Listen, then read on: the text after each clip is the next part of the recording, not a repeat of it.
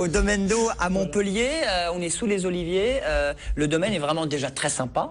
Très sympa, c'est un des rares amphithéâtres en France avec une vraie fosse d'orchestre qui nous permet de faire de l'opéra. Et nous faisons depuis maintenant 6 ans de l'opéra ou de l'opérette comique. Alors on peut jouer sur les termes, mais cette année c'est un opéra buffa. Voilà, c'est Donizetti, c'est en italien, évidemment surtitré en français. Pour qu'on comprenne l'histoire, mais on comprend bien l'histoire. Et c'est drôle, c'est pas comme à l'opéra d'habitude où tout le monde meurt à la fin. Là, au contraire, on boit des filtres d'amour, on boit du vin et on s'aime. Et je précise que vous êtes directeur de l'Opéra Junior, mais là, vous êtes directeur musical sur cette... Alors, c'est une nouvelle production, pardon. Voilà, c'est une nouvelle production. Nous coproduisons tous les ans avec des théâtres allemands, français, un petit peu des maisons d'opéra que je rencontre comme ça au fur et à mesure de mon métier de chef d'orchestre, parce qu'avant tout, je suis chef d'orchestre. Une création de 1832. Voilà, et là, c'est une création de 1832, c'est un opéra donc de Donizetti, l'Élixir d'amour. C'est une énorme farce, évidemment, comme on les aimait à Paris comme on les aimait en France en 1830. Et qui va nous donner un truc qui va inspirer après Offenbach et toute l'opérette, ce qu'on va appeler l'opérette. Mais là, c'est encore un opéra. Mais il faut pas avoir peur du mot, parce que je sais que l'opéra, des fois, effraie tout un public. Mais là, c'est complètement déjanté, avec une mise en scène dans un univers plus proche de Roy Lichtenstein que ce qu'on pourrait imaginer d'habitude. Vous voyez, avec des jaunes, comme je vois les aléas du direct, ça ressemble un petit peu à nos couleurs. On peut vous prêter le plateau, il n'y a pas de problème. Ça ressemble, vous pouvez venir faire aussi la technique, en plus, n'a là-bas. pas beaucoup de boulot en ce moment. C'est vrai. Nous, on a du monde, on a 200 personnes qui travaillent sur ce projet, mais effectivement... Mais ça va cartonner parce que séduction, amour et alcool. Ah oui. Hein? Voilà. Il va y avoir avec modération. Avec modération, enfin l'alcool, l'amour non, et le chant non plus.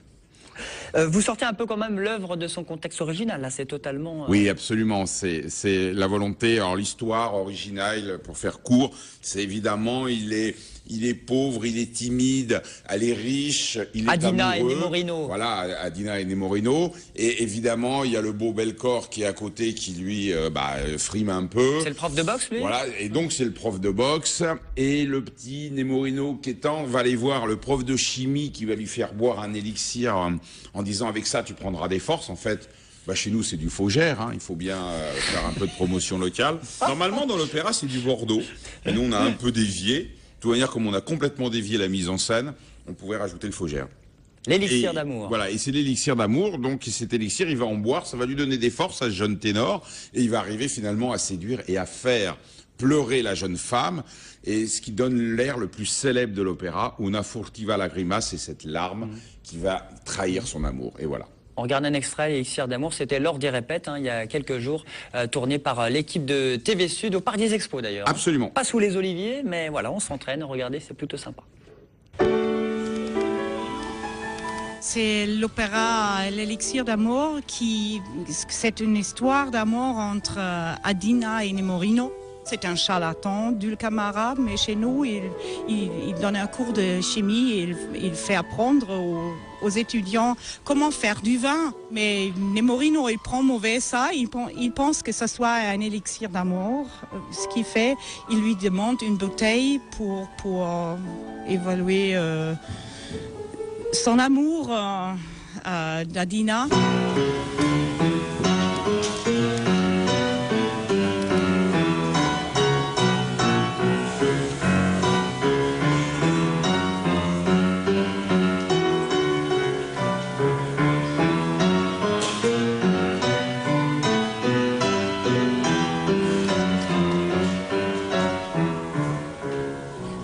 Je m'appelle Léa Patrick et je joue Adima ici à Montpellier.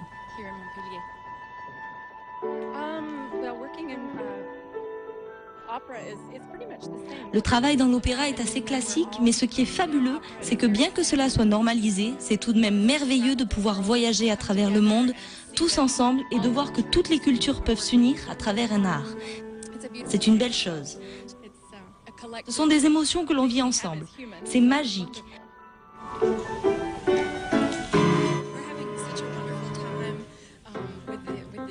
Nous passons de super moments ensemble avec toute l'équipe, les personnages et la musique avec Jérôme et Nicolas.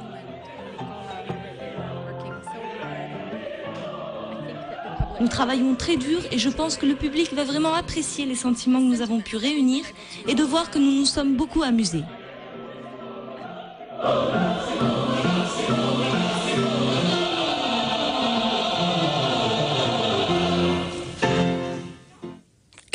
toujours une dernière note à la fin. Toujours. Plus que jamais. La cadence. La 21. cadence parfaite en musique, ça s'appelle. Élixir d'amour, 21h30, plusieurs représentations. Oui.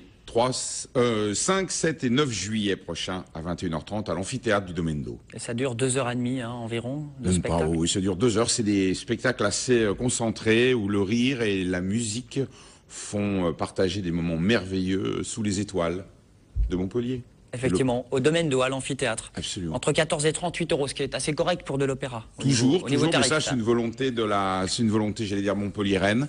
Hein, la culture accessible à tous, et même l'opéra qui peut être accessible à 14 euros. Vous pouvez avoir une place pour aller à l'opéra, c'est même moins cher que certains cinémas.